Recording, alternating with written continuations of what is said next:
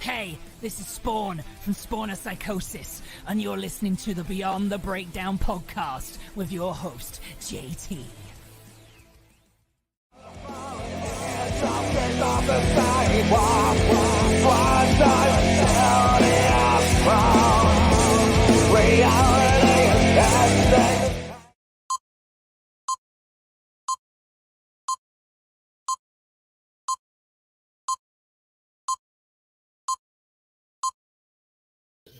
What is up, everybody? You are listening to Beyond the Breakdown with Six Scars. I'm the host, JT, tonight, and I am joined by the Pittsburgh-based metal band Feast on the Fallen. How you all doing it?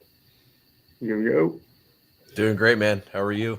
Oh, doing good. StreamYards tell me I'm having some trouble with Facebook, so of course, it's always. Zuckerberg. Oh, dude, I get so many issues now with being zucked. It's ridiculous. I know. Meta is out to kill us. Yeah, we could have a whole conversation on that one, though, if I'm not careful. So how about you guys just introduce yourselves? I know I got Randall on here, I got Kareem, and I got Patrick. So what do you all do in the band? Well, I'm Randall. I do vocals in Feast on the Fallen. I'm Patrick. I do drums. I'm Kareem. I play bass and I do some of the backup vocals. Hell yeah. So take me back to like the early beginnings of Feast on the Fallen. What was it like coming together? Yeah, so we started like 2017, 2016, something like that, like late.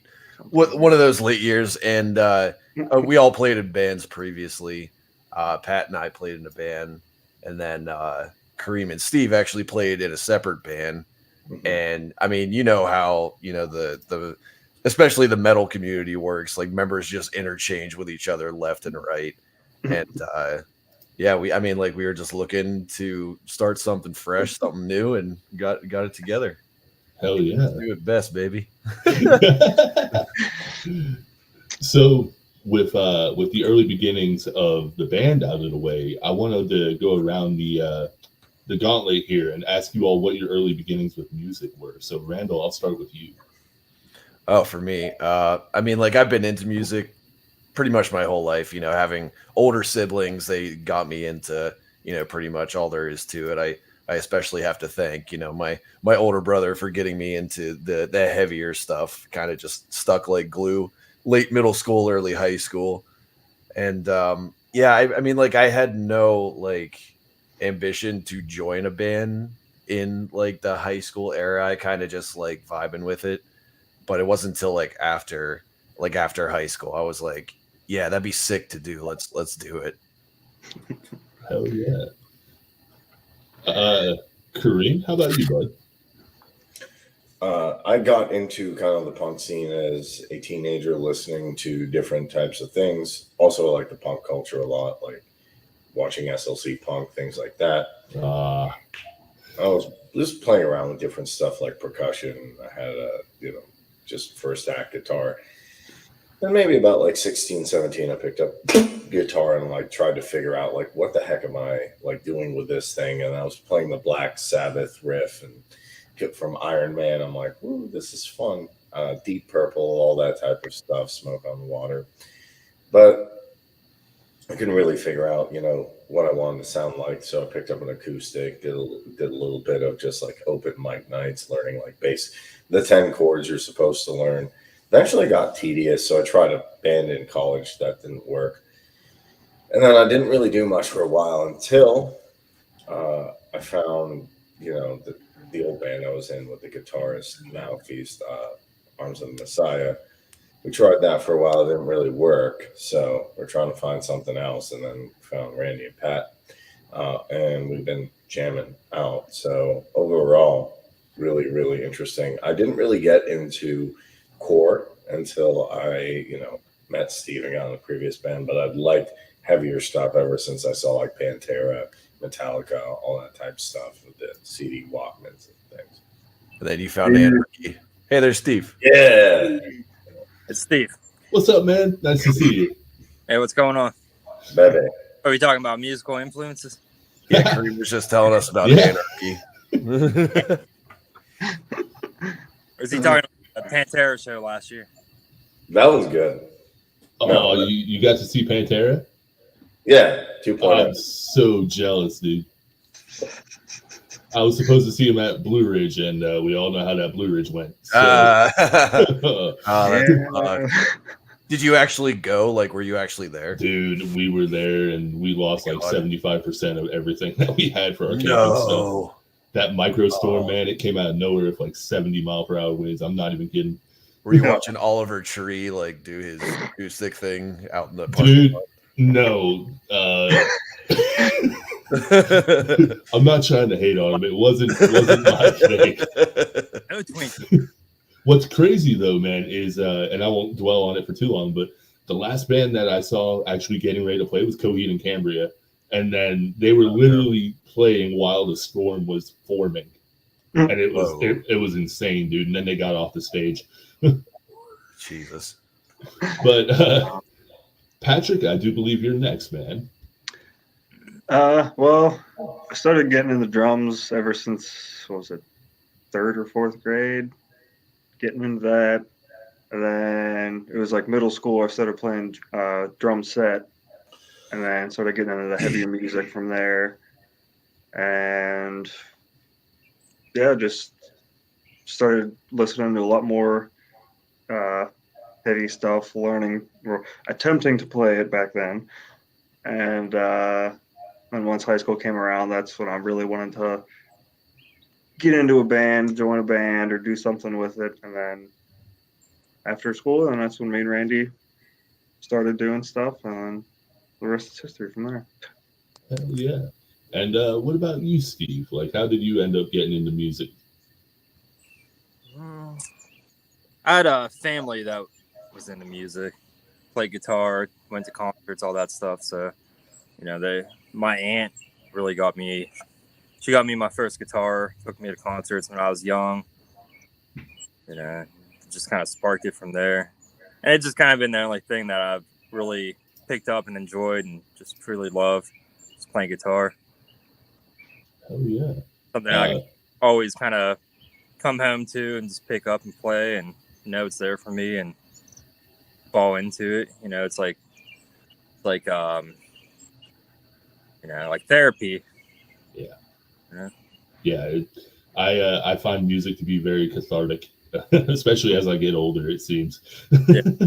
Yeah. Feels natural just for my hand. Will Brawley from the Liars Pacifist podcast says, "Greetings, fellas." What's up, Will? Yo. So I don't want to spend too long on the early beginnings and the inspirations, but I wanted to get that out of the way because I love getting to know how you all, you know, come about each other and then just discover the crazy industry that is music, because it's ever evolving and ever changing. Yeah, you can say that again.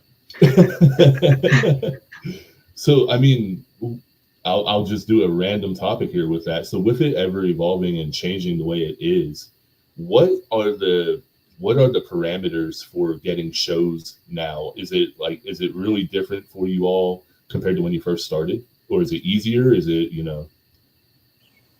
That's a good question. Right? Yeah. Like, is it easier to get shows now, or is it harder? I don't know. I mean, like, COVID made it tougher, I think, because like a bunch of restaurants and venues shut down. oh yeah, COVID. They Yeah. never do that. So I think it's a little bit harder because, like, you figure a lot of people don't listen to metal, so you got to find places that like metal, and then on top of that, some of those places aren't like pulling in tons of revenue. So, and then even on top of that, you get people come out. I think I'll say this: it's easy to find shows. It's hard to find shows where you get paid. True. Yeah, I'll feel that. It's like anybody can like throw something together in their garage or like a VFW, and sometimes those are like the best kinds of shows. But Right. if you're taking the approach where like, oh, I'm a musician, I want to do this as a career, like actually making revenue off of it. That's the hard part. Yeah. That's for sure. Now, were you all? I mean, I know you guys said that the band formed in 2016, if I remember what you guys said correctly, right? Yeah, around that time. Yeah. So now, when COVID hit, were you all touring anything? Were you doing any like local shows that kind of impacted it, or? I think actually we go ahead, Steve. Go ahead. Well, I was just saying that we had shows that got canceled, that we were looking forward to. And we were trying to set up weekenders and nature, and everything just kind of fell apart. Yeah. Real quick, Pat McElravy, aka Steve, up in here saying Kareem is being a fraud, and then he said, "Tell him to say hi to his best buddy Pat."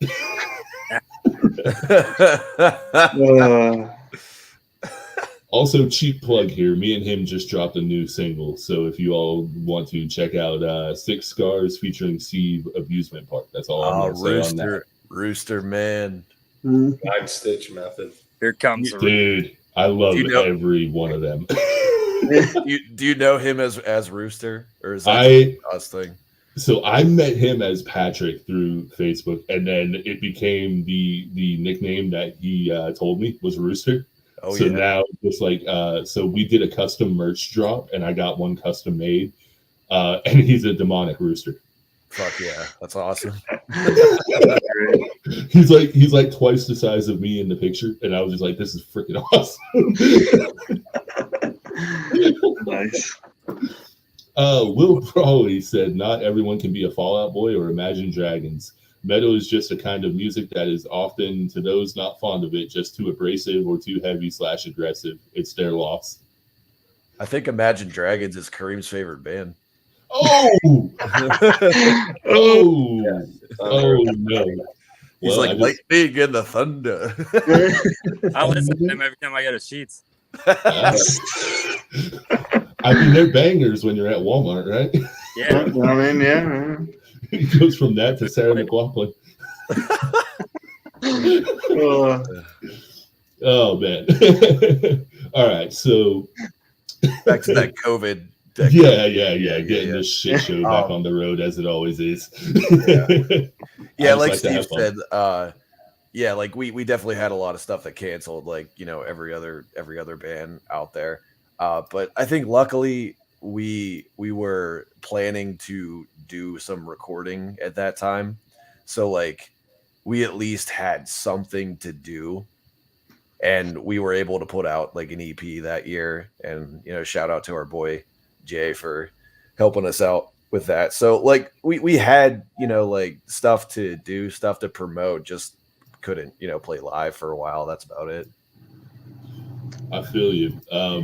I know I've had several bands on here, and we've talked about the COVID era, and they were trying to tour at the time, and they were like, they got waylaid basically. I mean, they lost all their funding and everything, and they like it forced people to come up with really creative ways to get their art out. Yeah. So what was the most unexpected influence on each of you to get into music? Unexpected influence. I can start. All right, go for it. I honestly think, and this is going to be wild, but like Neil Young, because everybody wants to like shred, but most people don't pick up and like go crazy with that. And usually you want to learn chords and stuff. And when you think of heavy metal, you don't like, oh yeah, Neil Young. But yeah, he's cool. And he kind of got me started into just playing like real basic, like 3-4 chord songs. And then like Kurt Cobain, which isn't like grunge isn't exactly metal, but kind of like that. And then most recently, I guess, like to spice stuff up, obviously, I didn't expect it because I didn't know who he was, but like G.G. Allen kind of got. Oh, yeah. So how do you make a show more entertaining than just your average, like, okay, we're going to play them, then do nothing else? Dude, Oh, yeah. Gigi Allen's insane. Backing out our shows because of Kareem. if Hart. he starts throwing his own feces at the crowd, you'll know you'll have to call it a night. Yeah, that's an experience with Kareem. I'm gonna I haven't done that yet. I'm gonna answer Will here. Yeah. Adam is my what do you call those things? The Doppelganger? yeah, the doppelganger. Yeah, it's like I hate everything about you. Dude, I want to hear a Feast on the Fallen 3 Days Grace tribute. Oh, there you go. yo. Like honestly, Animal. Yeah. That song goes hard. I would do that one. Dude, I mean, I personally grew up listening to 3 Days Grace. I think their first couple albums are, awesome. Yeah. So, getting back to your all's music here, what was the inspiration behind the No Saviors album? Oh man, that was like the first, like one of the first-ish EPs that we did, and honestly, that was kind of just like the foundation for our sound. I think like we still play songs off of that to like today, just because we like them so much, and we're actually like, without spoiling too much, revamping them. So I think it was a nice basis to really understand like what kind of sound we wanted. Like, do we want more of like this song, or do we want more of this song? And I think we were able to find kind of like what works best, you know? Yeah. I was gonna say, our influence with that too at that time was The Walking Dead. Yeah, Oh, easily. All Yeah, were that was like show so much, and then the artwork and everything was, the lyrics, everything, the content. The Walking Dead was influenced a lot by that. I'm actually rewatching that now because like I saw everything on Netflix, and I'm like, let's bump this show again. I'm on season 4. I'm like, fuck that governor guy. Oh, I hated the governor, dude. I hated him. I've stopped after I think season 7. In all transparency, A lot of people did. They did. Everybody quit that show. I mean, it had a great run in my opinion. I was late to the show, but I was digging it, and then I was like, I read most of the comics, and I was like, this is nothing like the comics. nothing like the comics went this way, and then the show went that way. It was like, what happened? Why'd they kill Carl? Yeah. Why'd they kill a lot of people on that? Yeah. But no, I was listening to No Saviors, and then I was listening to your other parts of your discography, and I was like, you can, like you said, you built the foundation with it. And to be honest, your sound now, I think, is more progressive, not progressive like, music wise, but just talent wise. Like, you all have matured more in your talent, and it shows on some of your latest showings. But I was listening to No Saviors, and I was like, oh damn, this is a really sick EP. Thanks, dude. Yeah, thank you. Thank you. Oh, go ahead. I even, like, just going off of what you said, like, I even think it's even different now, like, from what we haven't even recorded, and just like what we play around with at practice, like the stuff that we're looking to drop relatively soon, I think is going to be even different from everything that was, released previously. Yeah, I can agree to that. It's definitely better, I would say. Okay. Just overall, Like playing with different styles, it's not one thing. Like a lot of people are like, you have to fit in the box. Like, okay, I'm a thrash band. I'm only going to play thrash. Okay, I'm a doom band, only doom or whatever it is. You guys are a deathcore band. You suck. Well, okay. So, I mean, let's talk about that for a second, because when I first heard that EP, I was like, oh shit, they're kind of like some OG MySpace deathcore. And I dug that, dude. I was digging it like crazy. And then with your later, like your most recent ones, I was like, oh shit, they got like more of a hardcore vibe. And I love the fusion of them. Like, I think you guys do it really well. Yeah, appreciate that, man. Yeah, I definitely think that that's the kind of style we like to blend the most. So like, if you walk up to any of us, but like, what kind of music do you guys play? I always just say metal because like I don't really know how to like be like, yeah, well, we're kind of like death metal, but like a little deathcore and a little hardcore, just heavy, man. Like Right. Yeah. You're Somebody. Oh, go ahead.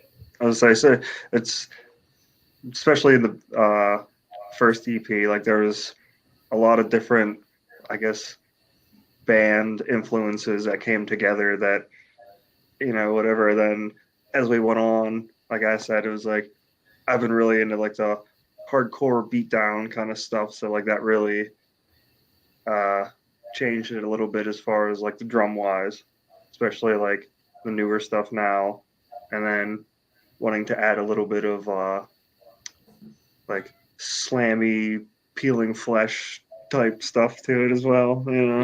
Just changing it all up.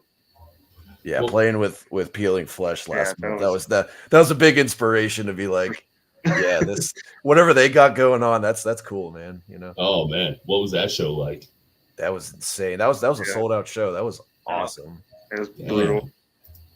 I was gonna say, Patrick, because since you're the drummer, I was like, you got some like terror type drums going on in the later ones. I was like, oh man. Yeah, I mean, definitely like just all kinds of hardcore influences for sure. And then, like I said, you got to go back with the OGs of like Joey Jordison and like stuff like that. And then, like, I don't know. There's just so many different influences of genres that come into play. I feel. Yeah, because like I grew up too a lot like with my parents, especially my dad was 80s stuff, Kiss, Joan Jett, Heart, stuff like that. So it's like even playing with those songs and stuff like that, a lot of the times it just change it up. But no, yeah, I completely get the whole, range of influences because I'll get people on here and they're like, you can throw a dart at a board and it's just like all of these are my influences just going all the way around. Pretty much. Like everything. Yeah. Jade Zach said skibbity toilet. Skibbity toilet. Let's go. Oh God. Jade has come to like a lot of our shows and brings a different Pokemon plush to sign. So I'm not even sure how many there are now. So shout out to Jade. Yeah. Gonna have the full costume next time. Jump up. That is amazing. So Jade, shout out to you, man. That is you need to take a picture of all the Pokemon that they've signed, and then you just need to post it. Yes. Yes. Will Brawley said, I always love to discover a growler/screamer's clean vocals. Any of that in any songs?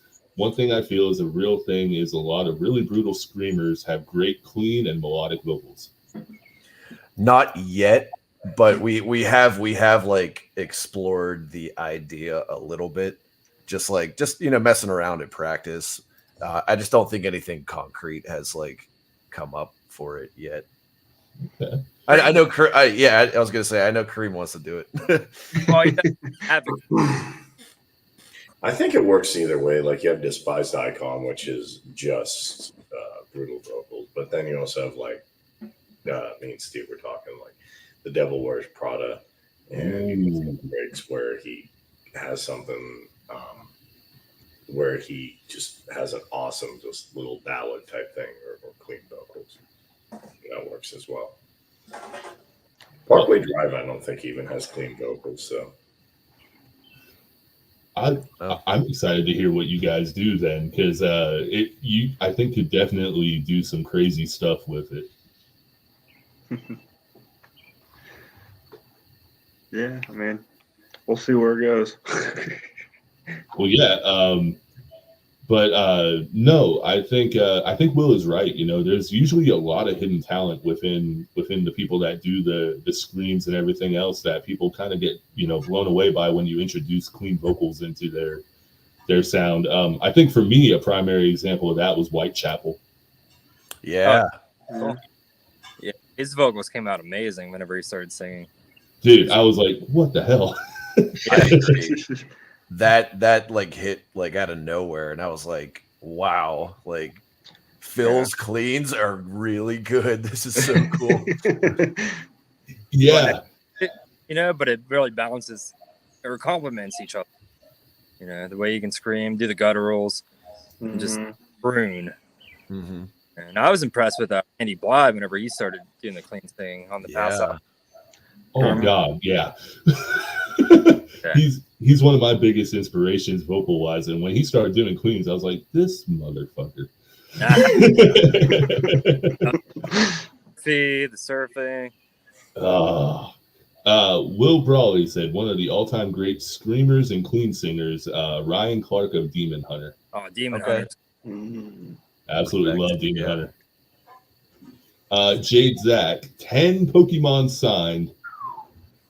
Damn wow, it. that many? Wow. Like yeah, there's like it was that many of them. No wonder my wrist hurts. Yeah. So we'll get back onto the to the music aspect of it, but tell me about the SCA EP.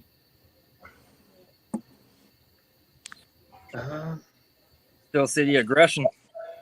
Yeah, I thought that's what it stood for. Yeah, I mean, I don't know.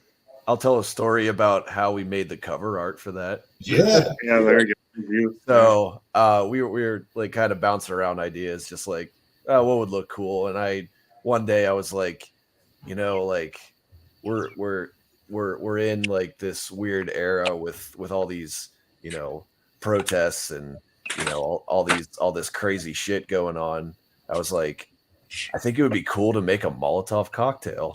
So you know, obviously I never made one before, and I was just like, how hard can it be? So I took like a 40-ounce bottle, like of like Old English or whatever, and I filled like half of it with gasoline, and me and our friend Neil, who's a photographer, we just like kind of went like in the woods to light this thing in a controlled environment. And you can't do a Molotov cocktail in a controlled environment. Once that thing was lit, we had to wait for like 2 hours for this thing to go out. So like we got the picture within like 20 minutes, and then we just watched this bottle just burn for like 2 hours. It's like, Jesus, we're gonna burn the whole woods down here. Did you guys get anybody called on you?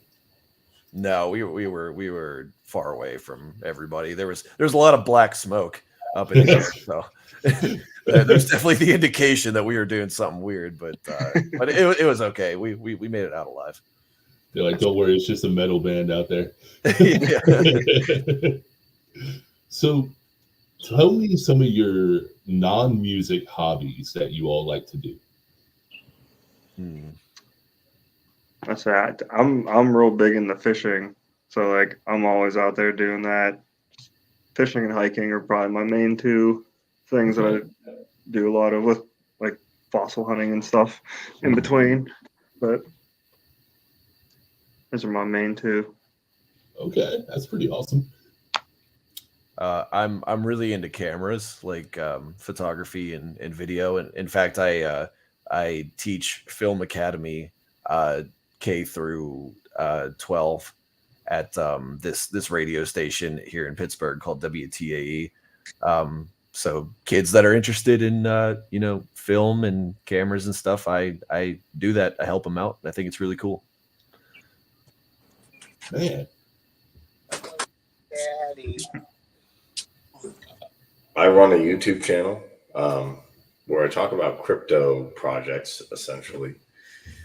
So far, it's doing okay. And then I've branched out to a couple of them, work out, do a little bit of martial arts, and that's pretty much about it. Also, like video freelancing. Oh, like editing or Doing like gigs like on Fiverr and stuff. So it could be editing, could be commercials, could be different things. But like doing a lot of YouTube stuff and just video advertisements and things. okay. And how about you, Steve? I know there's a little bit of lag. I apologize, guys. Yeah. I mean, I got a decent amount of hobbies. I mean, but most of the time I'm just doing music stuff. But I'm into cooking. I like a lot of grills for some reason, so do a lot of grilling, smoking meats, stuff like that. It's a regular Hank Hill. He's propane. But yeah, That's how you Behind want. the propane sensors. doing smoked pork and whatnot, and mountain biking. I got mountain bikes, a lot of single track.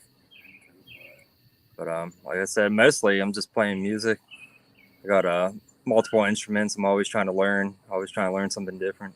He plays in a country band too. Oh wow. So Yeah. what's okay, so what's the dichotomy of playing in Feast on the Fallen and then going to a country band? Like, is it hard? Is it easy? Yeah, it's kind of like a different challenge. You know, that's maybe what I like about it. Yeah, like I go back and forth from either playing 5-string banjo, Scruggs style, or playing electric guitar. What the hell? And That might be one of the coolest things I've heard on the podcast so far as changing instrumentation. I collect instruments also. I play drum. I got a drum set, a multi-piece drum set. I got an accordion, steel guitar. I got mandolin. I just collect all that stuff and try to learn a little bit of each. Just enough to where I can jump in with someone and play a couple songs. I envy your discipline. Not much discipline there is there, but it's just such an interest. There's been the idea of putting banjo in some of our songs, like a banjo breakdown. There's one band that does it. I can't remember what they're called, but they're like a death metal banjo band, and it's really sick. Yeah, No One Gets Out Alive. something like that. Yeah, it's really really cool how they do it. I'll have to check into this. Will Brawley said, "Do it." Yes, yeah. No One Gets Out Alive. That's it. Yeah, yeah. So you're thinking of Pat? What? Luke Bryan. I think that's who you're thinking of. Oh, yeah. no. Yeah. Okay. Oh God. Jade Zach said, "When is the Pikachu design coming?" Ooh. Good idea. Good idea. Okay. Yeah. Is he referencing your merch? Yes. Yeah. And that's That Yeah, is that's- a good that- idea. That's behind the scenes. see, in actuality, it's just going to be Kareem and some Pikachu lingerie Oh, there you go. standing in a forest, I need one of you all to dress as Charmander in the distance. Oh God. Yeah. Will said, "Are you guys gamers at all?" Yeah. I play some video games. I stream on TikTok every so often. I have like one viewer, but it's cool. I like it. Yeah, I mean, I used to before a lot more than I do now, but every once in a while I'll hop on and play something for a little while.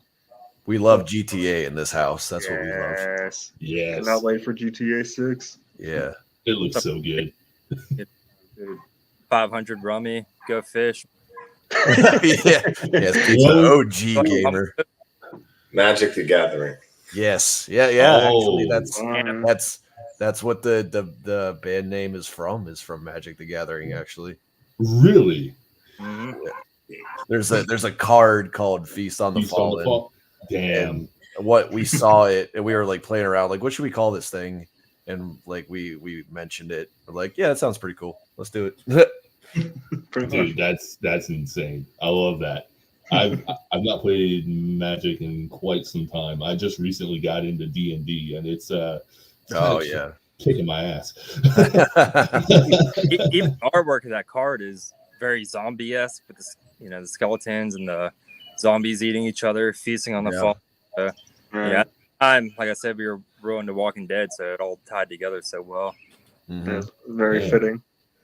Okay, I'll have to check the artwork out on that card then. So here's a fun question for you all. If you had to describe the band as a type of food or drink, what would it be and why? Ooh. Pabst Blue Ribbon. Yeah.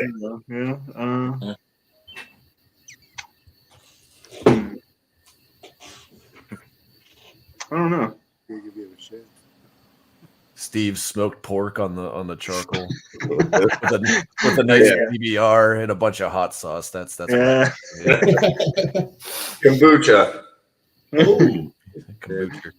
It's like It's painful going out, let's say it's the day after eating Taco Bell with lots of hot sauce. Oh yeah. I mean, your music could be considered Diablo sauce. So Yeah. No, I just like to have some fun over here and ask questions that people don't normally ask. Yeah. That's a good one. Getting back to the music though, what was the inspiration behind writing Waste Moreland, or is it Moreland? Could be both.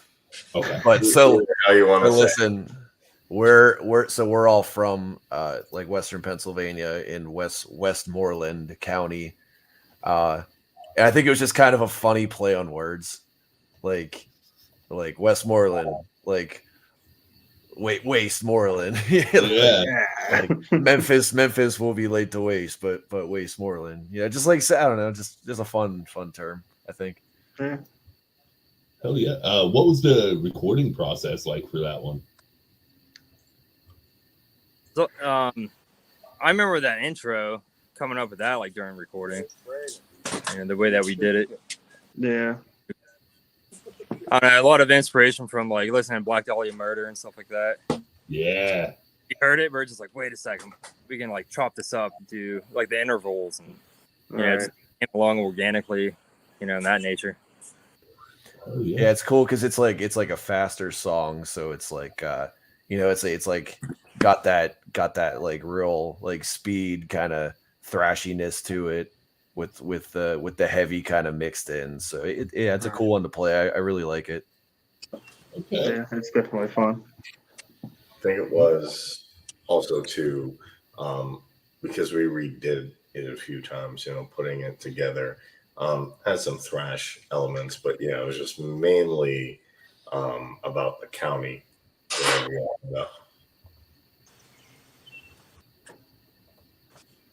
Did I lose you? I think I might have lost Steve. I'm not sure.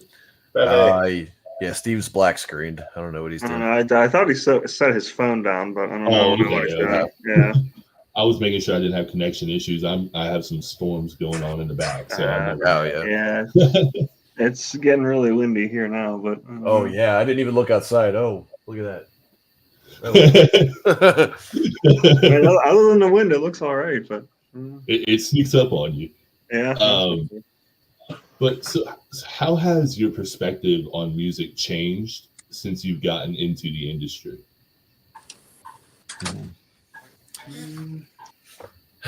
Probably like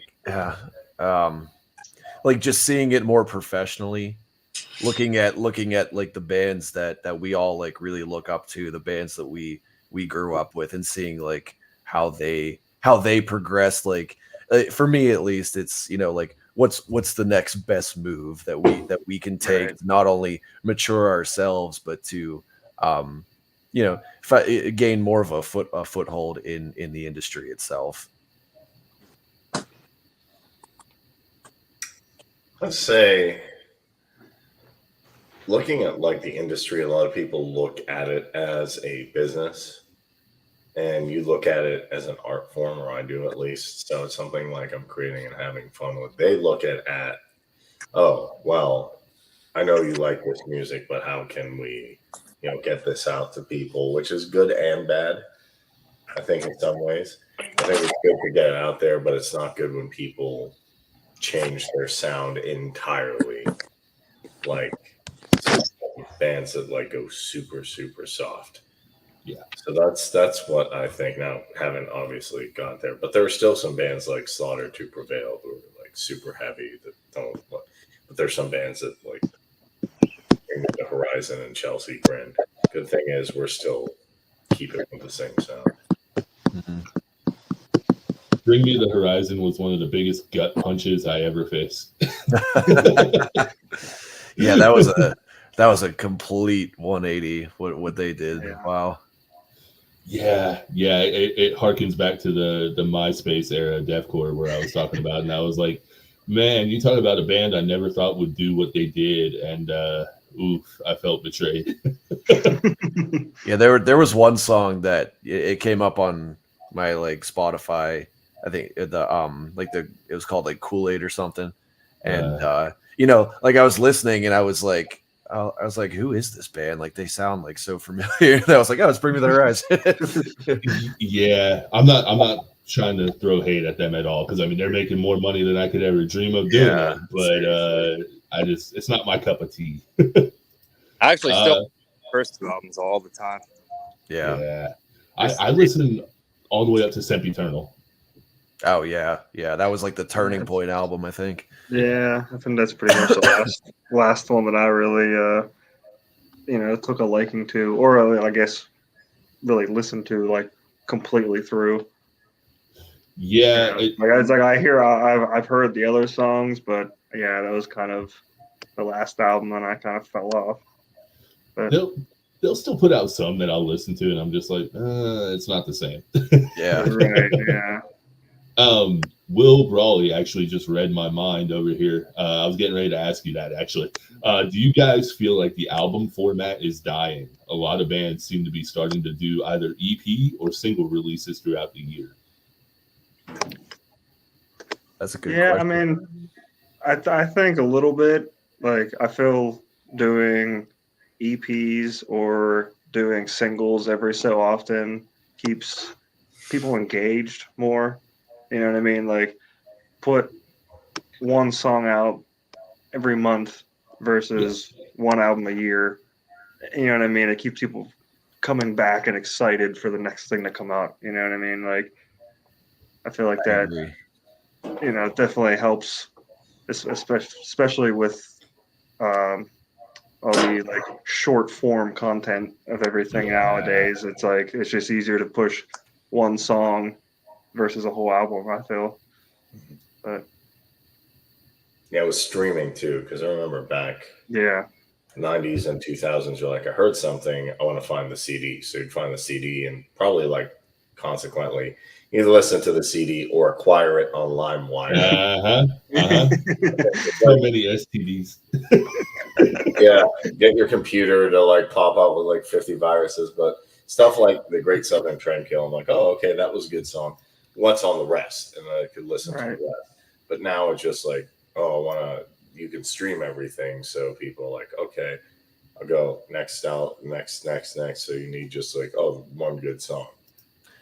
Yeah, I think we've been thinking about that a lot with like pushing, new music out, because like you see different bands and especially like rappers, like hip hop artists, like they mostly do singles or like very short compilations, and like Pat said, it kind of keeps like people engaged, like, oh, what are they going to drop next? What are they going to do next?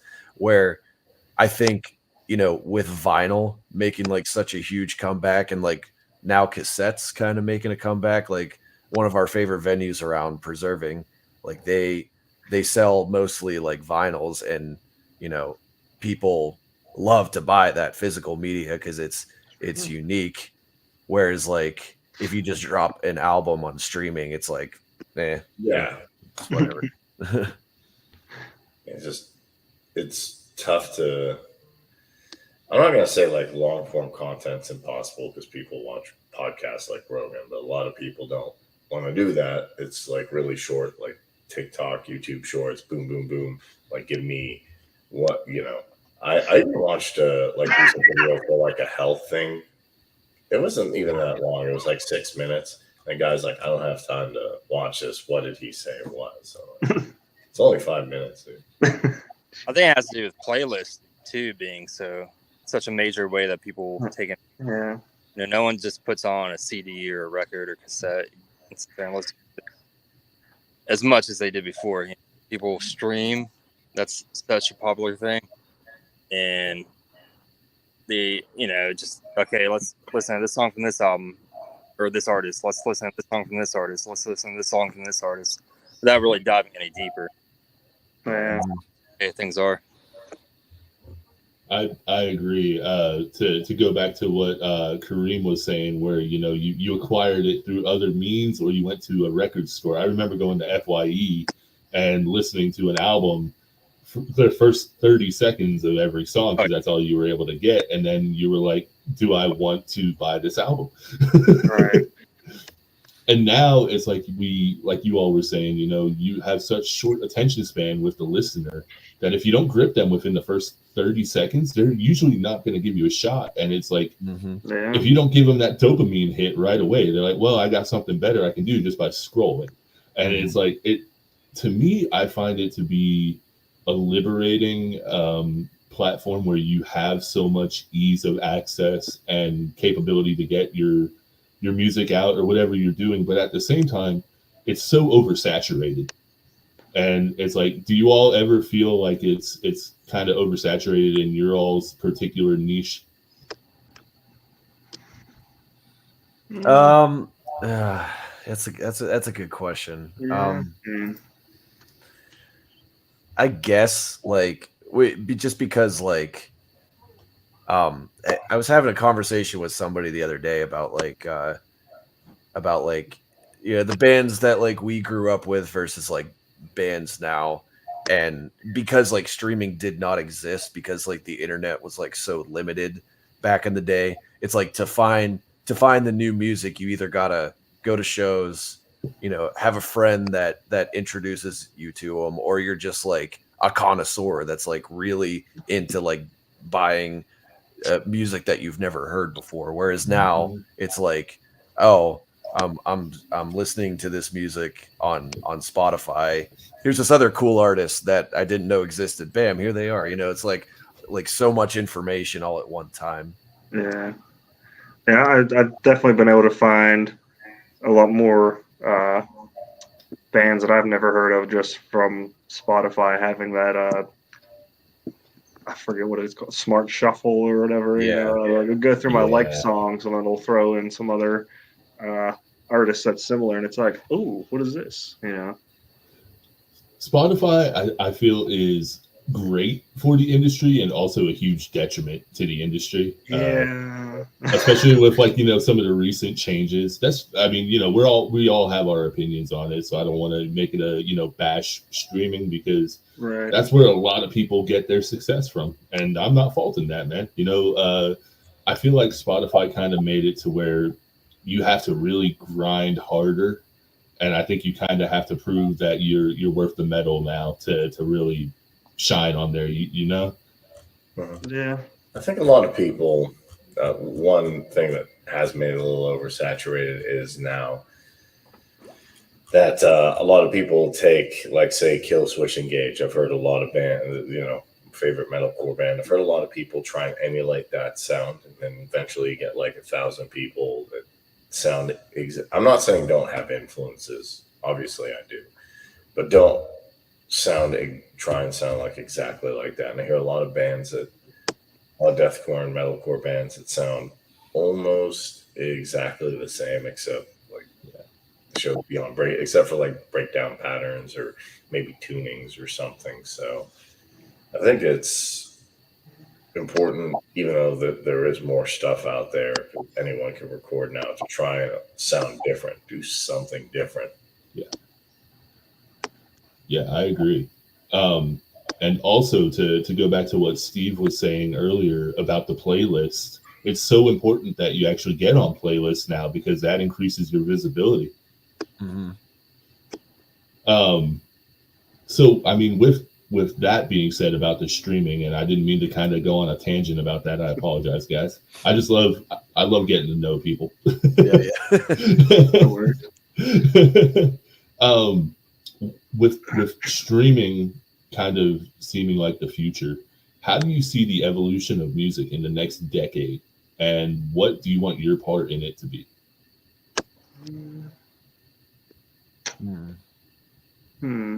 That's a good question. Yeah. I guess like, you know, like the way that it is now, like we were saying, you find so many new artists through features or playlists, you know, different things like that. You know, obviously that's something really cool that can continue to get evolutionized, I think. I mean, like, I guess I don't know, like VR, playing shows in the metaverse. That would be pretty Dude, that'd be pretty sick. Just like, you know, get paid for entry via the VR headset, and then just like rock out to a freaking Feast on the Fallen show. I think like Knocked Loose played in Minecraft one time. Like they like it was like a paid show to watch Knocked Loose in Minecraft. It was like, what? Yeah, there is a couple people that did that, and then I think who was it? Like, I think Baby No Money, the rapper or whatever, he did a thing on Minecraft.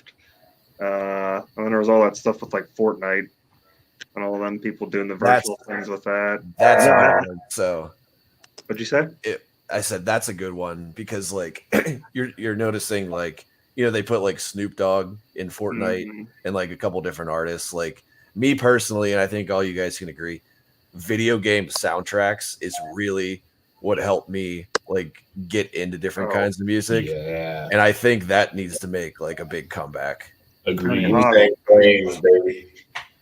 Yeah, wasn't Avenged Sevenfold in like Call of Duty or something? I was just about to mention that. They were literally animated playing a show in Call of Duty. It was so sick. On Stranger Things. I was say Kiss was on what was it? Tony Hawk's Underground, I think it was. You get the letters or whatever and do that. Yeah. Doom soundtrack, Mick Gordon. Doom soundtrack was great. That was a great step for like bringing that stuff back. You know, right. You guys were talking about video game soundtracks, and I grew up much more of a alternative metal kid and alternative rock and all that, but I remember watching and listening to the Tony Hawk soundtracks. Oh yeah. You know, Goldfinger, you know, Finch. I mean, it goes on and on, the amount of bands that I discovered from that, and like ATV, Off-Road Fury, and Need for Speed Underground. Like, yeah, dude. And then the Dave Mirra BMX game. Dude. Yeah, seriously. And then like Fred Durst was like in one of the WWF SmackDown. Yeah. Keep rolling. That was so crazy. Yeah, it'd be great if that came back. And I also hope that music festivals come back like they used to be. You know, like Mayhem Fest is doing what they're gonna do. And I hope that it comes back full circle. You know, there used to be with Warped Tour, Mayhem Fest, Ozfest, like, you know, Slaughter, and that's what I'm hoping becomes big again. Yeah. If you all had the chance, what would be the festival that you guys would want to play? Any of all time, or just any current ones? Any of all time. Let's go with that one. Ozfest, dude. 99. Yeah. Ozfest, Mayhem Fest for sure. Yeah. I feel like the Download Festival would be pretty cool somewhere like different country, you know. Rock on the Range. Oh yeah. What else? Like we always see really cool stuff about Muddy Roots Music Festival. That's in Cookeville, Tennessee. but they got a pretty long wait list. Yeah. Okay. It- I've it not seems actually like a heard of that one. cool- Yeah, it seems like a really cool one. Mhm. And then there's a couple, like cool ones that are popping up. Like just this year alone, there's was it Louder Than Life? Summit Fest, was that another one? Oh yeah. Immortal would be good. Yeah. Yeah. There's lots of cool ones. Festival too. Tomorrowland. Yeah. Coachella. Oh. It would- Firefest. Electric Forest. Screw the CDM. I could imagine you all coming up after some bass nectar or anything like that, and just be like, and here we are. Yeah, I mean, Code Orange played at Coachella, so I mean, True, Yeah. that's very true. Wow. That one sidetracked me where you all were talking about the EDM. My apologies. I am finally going to get to two of my favorite tracks from you guys, and I've been saving them for last because I really wanted to talk about it. But what was the inspiration behind the Spirit Breaker?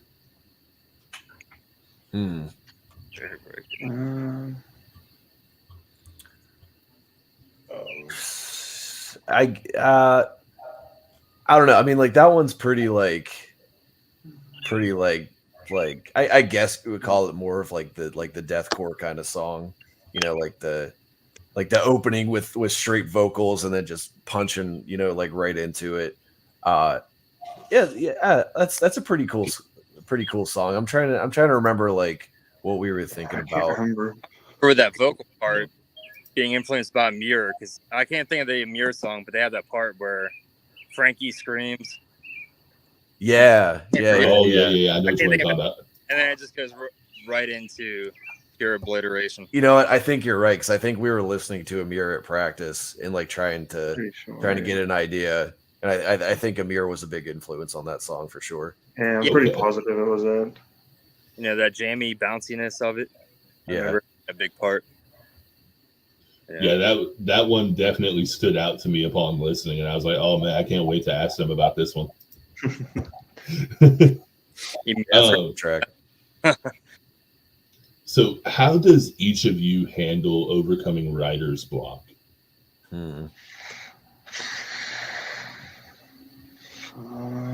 take a break. Don't what it is. Back to Yeah. fresh. Or I just listen to music. Listening to music always gives me inspiration and ideas. Yeah, I mean, a lot of times it's like if I'm actively playing and like trying to come up with some stuff, just playing a completely different genre and just throwing myself for a loop to try to come up with something completely different, Like it's like even with a new Knock Loose song, it's got that The reggaeton. yeah, the reggaeton. Like there's that, and there's a Body Box, I think, has a thing like that. So it's listening to, Spanish music that now has, that sort of like influence on it. Just playing with just most random stuff. Like I'll play along to rap songs and stuff to just give myself ideas, Just I would agree with that too. Just like if you're struggling to get an idea or to get like a lyrical theme, just put on some music that you want it to sound like and be like, oh, okay, let's kind of go for this range, Yeah, I agree with all of those, especially the sometimes walking away, and then because sometimes you can be so burned out on a track, at least me personally, and I'm like, I just need to walk away and do something outside of music for a few minutes. yeah. Yeah, I definitely agree. Always helps. It's never good to force anything. Right. No, never. And we finally got Kareem back. I wasn't sure what was going on there. I'm not sure. I for a second and clicked out. The Matrix had a hold of you. You are the one, Kareem. Let's rip the red pill. Oh no. Red pill, blue pill. I don't know which one. It depends on which side of the depth Yeah, metal was. Is the red one the where you wake up and you forget it all happened, and the blue one where you keep going down the rabbit hole? Is that right? I believe so. Yeah, one of those two. Yeah, Cream takes the blue pill every morning. He's like, one to wake me up and one to take me down. For fiber. So the last song I wanted to talk to you guys about was Colt, and I was wanting to know what the idea behind that one was. I think we were listening to a lot of Crowbar for that one. Ooh. Yeah. Obituary. Yeah. Oh, okay. Yeah. It's going to be revamped at some point soon. But yeah, just straight, I guess, 90s death metal. Sludge, that realm. Yeah, I definitely got that vibe from that track, and I was like, oh man, I had that one on repeat earlier. We actually found that, so we usually play that one last for like the recent shows that we've been doing, and we found that if we end it just the right way, then it leads into the breakdown part of Domination by Pantera. So like we end that song and people were like, okay, set's over, and we're like, shit ain't over yet. And then it's pretty cool. Yeah. Do you have that on YouTube? It might be on YouTube. I think it. I'm not sure. I'm gonna be doing some deep diving on that one. I found Jade Zach said you all mess with Cemetery. Cemetery. Yeah. I think pretty sure if I'm thinking of the correct band. I think, yeah, I believe Only I have before. not with pets though. Wow. Are you sure? I mean, it's so. You don't want to go up there. I know. Even kidding them like that. You don't want them coming back to life? Oh, church. Yeah, some of them. Will Brawley said, "What's a dream band to do a show with?" Ooh, okay.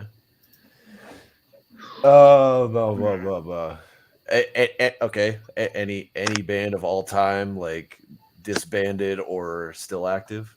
Yeah. GG Yeah. Oh, Jesus. like like that Gigi Allen, like the Ramones at CBGB, that era. Yeah, if you want to eat the chili next to the bathroom. Just a little bit down.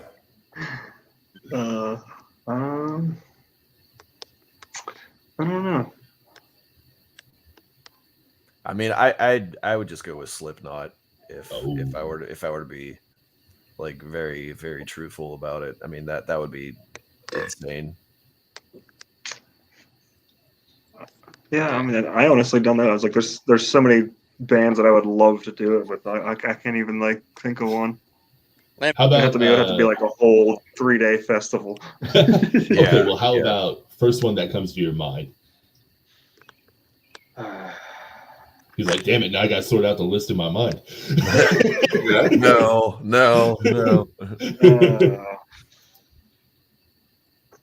I know for Pat it would be Kiss. Yes. I mean, it's definitely up on the list though. That It would be dope to be- play with Kiss. Cheap trick. Dope. I don't know. Let's surrender. Jade Zach said, fuck yeah, Dinosaurs and Feast on the Fallen would be a collab of all time. Oh yeah, I fuck with those guys. Yeah, those guys are cool. Hell yeah. They're like some punk dudes from here in Pittsburgh. They're cool as fuck. I would love to do a collab with them. So what is the scene like up there? Good question. It's there's definitely a lot of deep roots here in like hardcore and metal. You know, like we've had, you know, Code Orange is from here, Anal Cunt, Zao. Yeah, like those kind of bands, you know. So like it's definitely deep rooted here. Eyes of the you know, storm. sometimes it can be kind of clicky. If I'm going to be completely honest. Yeah. But I think most people are pretty respective of one another for the most part. Yeah, I mean, like I feel like if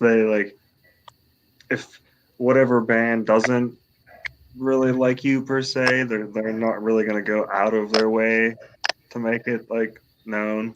Like they're not gonna be a dickhead, you know. Like, yeah, someone might be, but as far as just in general of the scene, I feel like everyone's fairly chill. Absolutely. So if it's okay with you guys, I do have just a few more questions if you have the time. Sure. I'm trying to be mindful of your all's time. I know it's been an hour, but That's all good. So firstly, I wanted to ask you guys, what is your favorite memory from a show? Is that buzzing noise? That's what I was trying to figure out. I don't know. Was it me? Is that me? I do not know.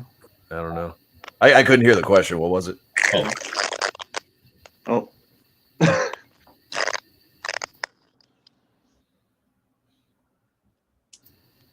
Oh boy. Can you all hear me now? Oh my God. Ah! What is happening? We're being attacked. Help! Hey man, is this part of your set?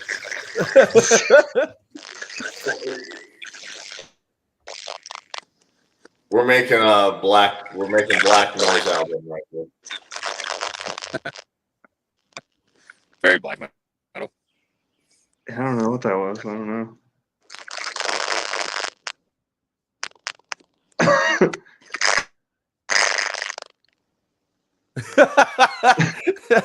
This is funny. How do we feel about gooning? When can I jerk it? I was like, I don't know. JT and Kareem and I mutated. I could still hear it, so Let's it's see if either it's you or Steve.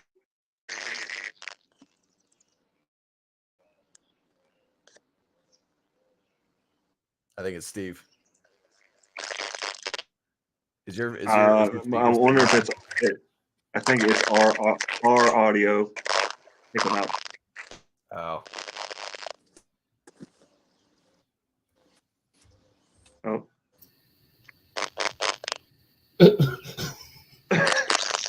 Abandoned by God. Hey Steve, mute yourself for a second. Oh.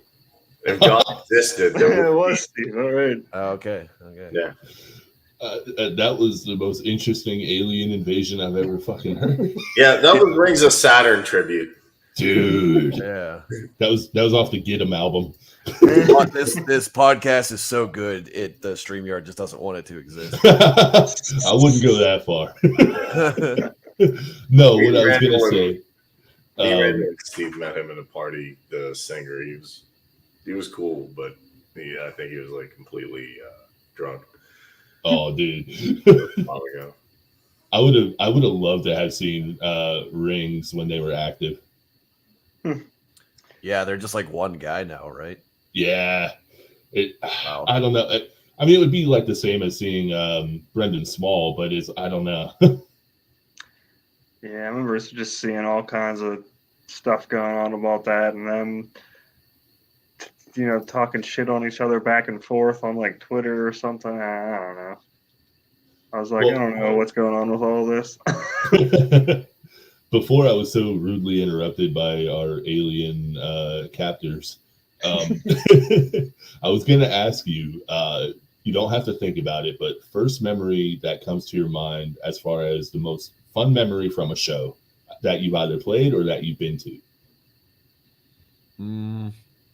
Skatopia, I think was really cool. That was a really interesting experience, and this is going back. Did you play Tony Hawk's Underground 2? You remember that game? Yes. You remember Skatopia was the map Yes. in that? So like when we played there the first time, I was like, we're going to the place from Tony Hawk. This is gonna be so sick, and it was crazy, man. That was played there definitely twice. Yeah. How about you, Patrick? Yeah, like I said, Skatopia is definitely up there. That one was just ridiculous. Like, just like not even just the show itself, just the whole atmosphere of the whole place. Oh It's my just god. insane. Like, other than that, though, I mean, I don't know. My Peeling Flesh show was definitely Oh yeah, a good one. I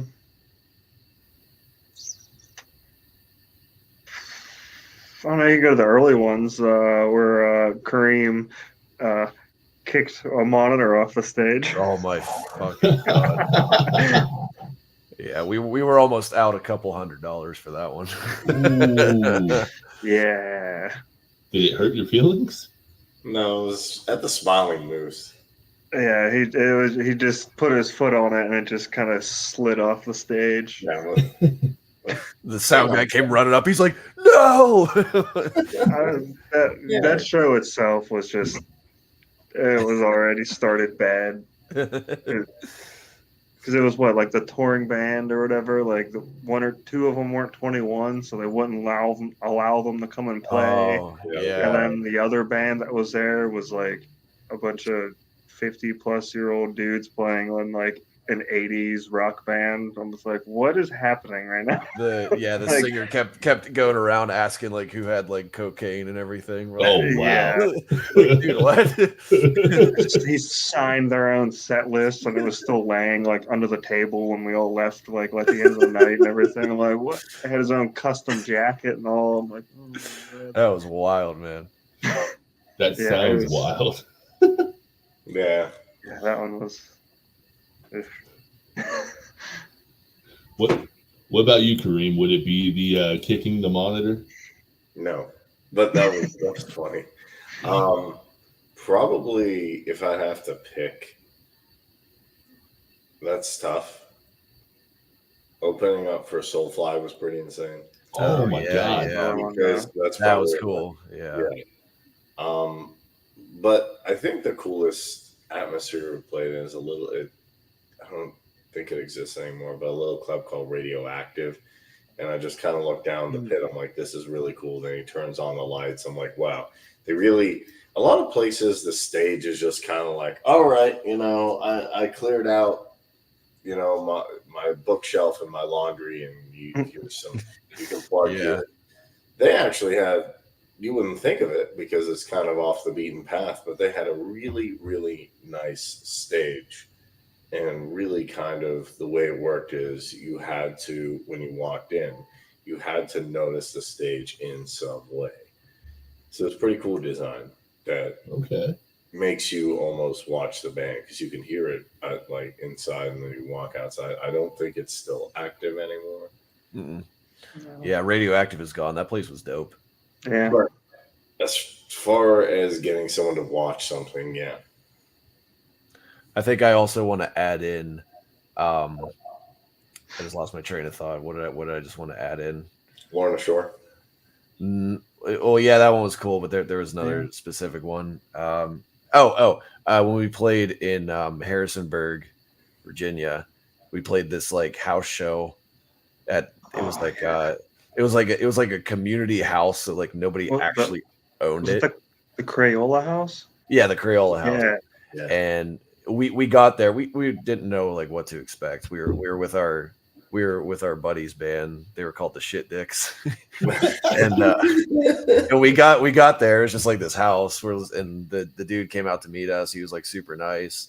We went out to get something to eat. We're like, all right, what do you guys think this is gonna be like? We're like, oh, I don't know. And when we got back, it was like every college kid in the entire town was there.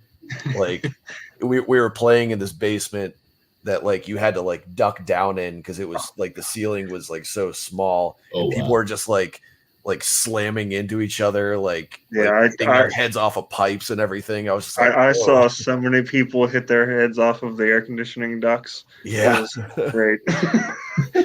Oh, Oh, that would hurt so bad, dude.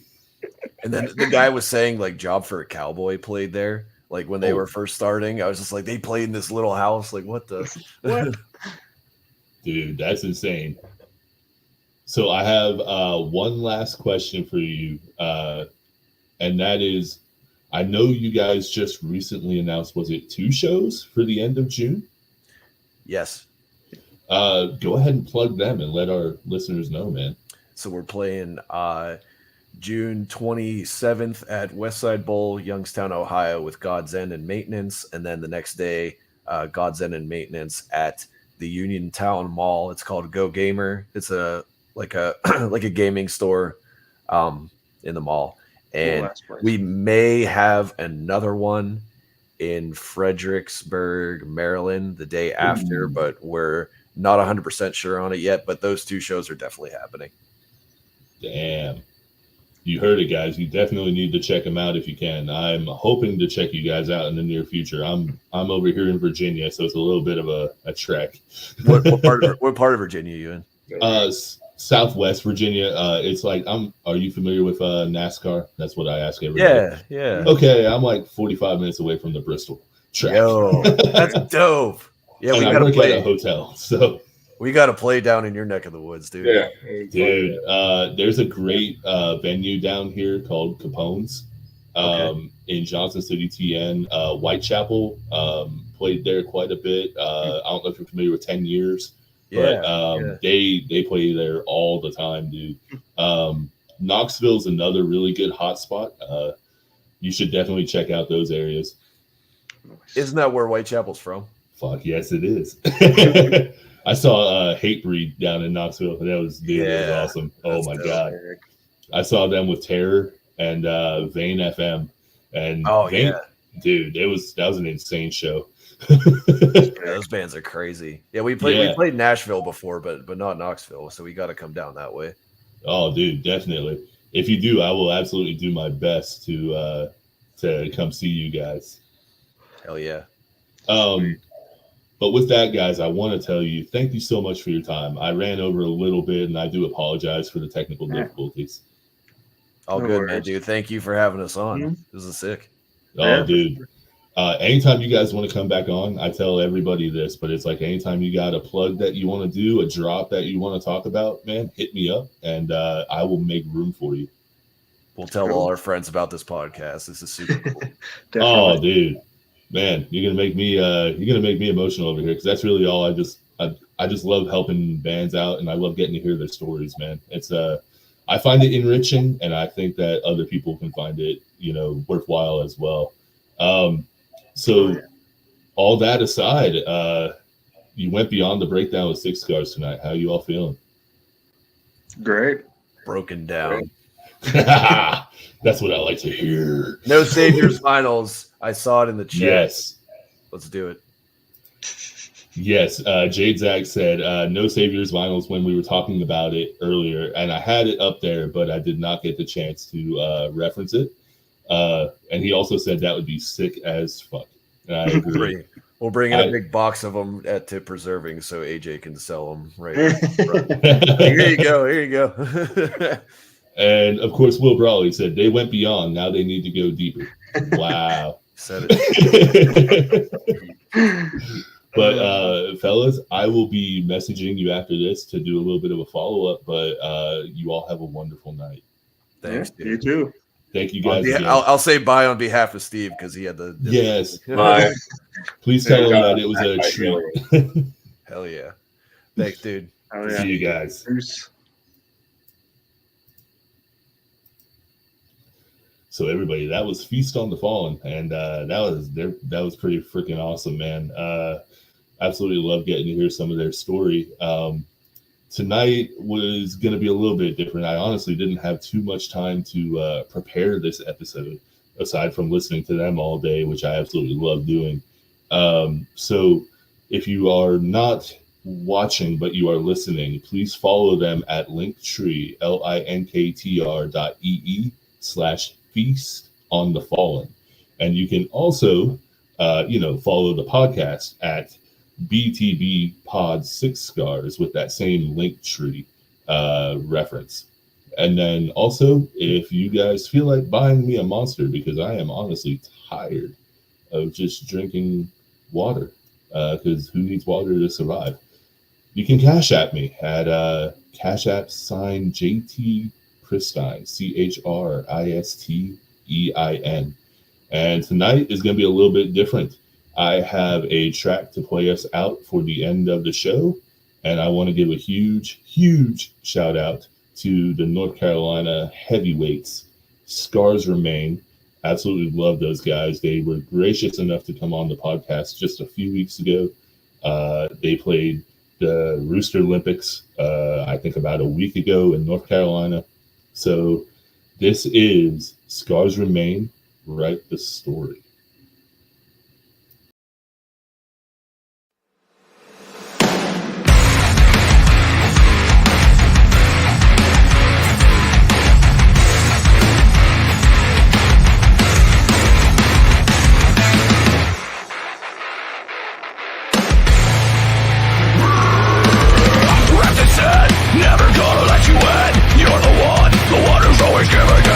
Something changed, now it's just a memory. You can't blame yourself. Gotta let it fall aside you. Reach out inside you. Can't see the light burning brightly and it blinds you.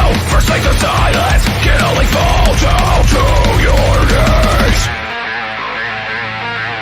You can't die, you're not alive. You wanna life, but aside the strife, recognize figure out. You're gonna try. If you wanna burn, let the phoenix rise. Write the story. Innocent, something that I've never been. Left behind, can't say the benefit. Another time, now I'm gonna cross the line. I can't blame myself.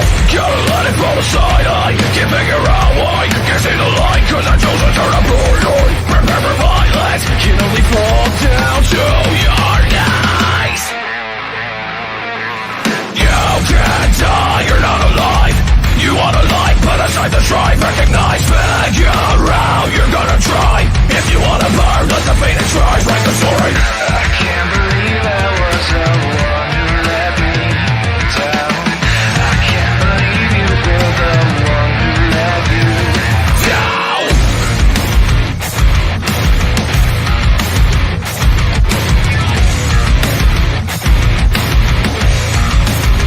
You let me down.